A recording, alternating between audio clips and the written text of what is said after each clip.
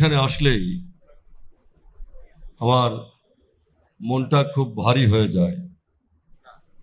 আমার মনে হয় সমস্ত আকাশ জুড়ে একটা ঘন কালো অন্ধকার যেন নেমে আসছে। গোটা বাংলাদেশে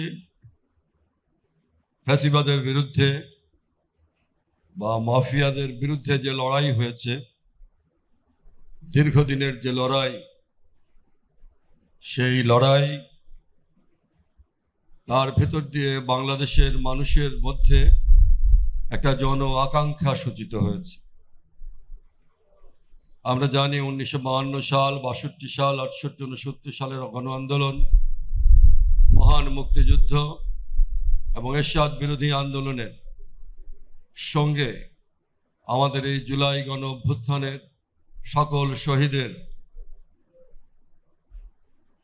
আত্মা একসঙ্গে মিলিত হয়ে বাংলাদেশে যেন নতুন করে একটা পরিস্থিতি তৈরি হয়েছে। আমার মনে হয় যে এই সকল শহীদরা মিলে এক সুরে কণ্ঠ মিলিয়ে গাইছে, মুক্তির মন্দির সোপানো তলে কত প্রাণ হলো বলিদান, লেখা আছে অশ্রু জলে।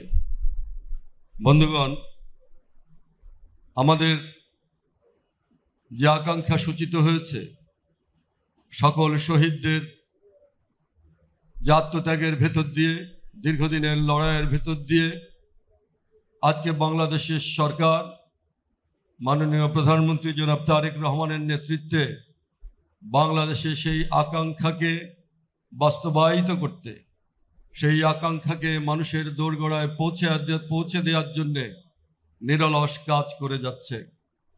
আমাদের দায়িত্ব হবে সেই আকাঙ্ক্ষাকে ধারণ করে গত 55 বছরের যে যন্ত্রণা, গত 55 বছরের যে আমাদের কষ্ট, সেই কষ্টকে আজকে ধারণ করে আজকে মানুষের জন্য একটা কল্যাণমুখী, কল্যাণকর, উদার গণতান্ত্রিক রাষ্ট্র আমাদের গড়ে তুলতে হবে।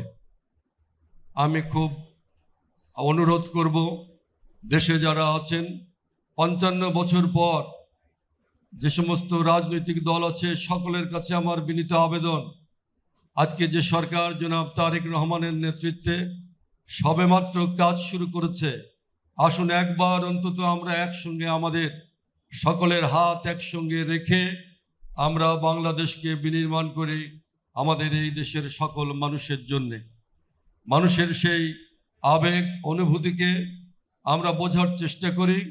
এই দেশের মানুষকে একটা মুক্তির দিকে এগিয়ে নেওয়ার জন্যে আমরা সবাই একত্রিত হই, দল মত নির্বিশেষে সমস্ত মানুষ মিলে আমরা এই বাংলাদেশে একটা রেইনবো সোসাইটি গড়ে তুলি, একটা রাষ্ট্র কাঠামো গড়ে তুলি, যে রাষ্ট্র কাঠামোর ভেতর দিয়ে সমস্ত জাতি গোষ্ঠী, সমস্ত সম্প্রদায়ের মানুষ একসঙ্গে এই বাংলাদেশে মিলেমিশে আগামী দিনে বসবাস করতে পারবে। আমাদের নতুন প্রজন্ম যেন আমাদের কাছে যে আহ্বান রেখে গেছে, সেই আহ্বান যেন আমরা বাস্তবায়ন করি, সকলে একযোগে মিলে। অকারণে বিরোধিতা বা অকারণে আমরা কোনো সংকট তৈরি না করে আসুন মানুষের যে আকাঙ্ক্ষা, সেই আকাঙ্ক্ষাকে ধারণ করি এবং শহীদদের সেই আবেগ, সেই শহীদদের যে আত্মত্যাগ, সেই আত্মত্যাগকে ধারণ করে আমরা আগামী দিনে একটি চমৎকার কল্যাণকর রাষ্ট্র গড়ে তুলি। তাহলেই আমাদের শহীদদের আত্মা শান্তি পাবে।